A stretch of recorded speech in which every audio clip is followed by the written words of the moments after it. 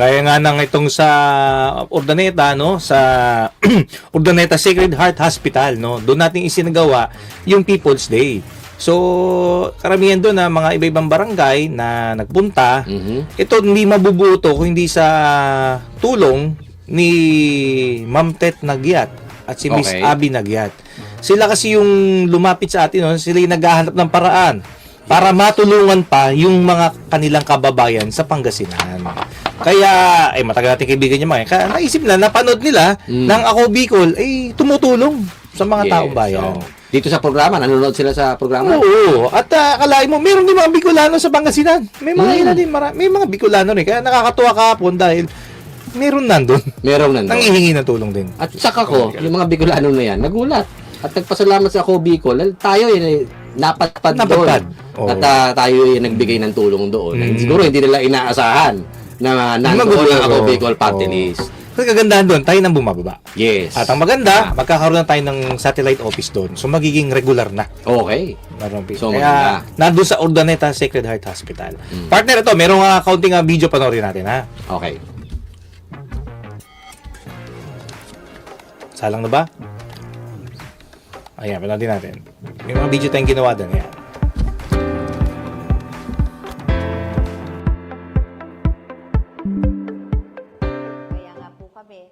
Napakalaking tulong, humingi po kami ng tulong sa Ako Bicol Party List at sila'y pinagbigyan tayo. Kaya kami po ay, sana po ay ito pa lang ang una at sana po ay meron pang susunod na alam ko hindi po para sa aming benepisyo, kundi po sa nakakarami dito po sa aming syudad ng Urdaneta.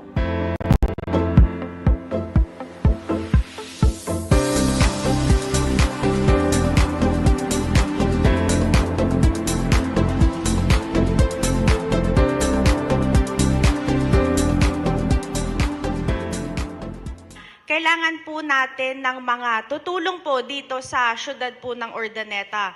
Kaya kasama po natin dito ngayon ang Ako Bicol Party List para matulungan din po kayo dito po sa inyong mga pangangailangan po.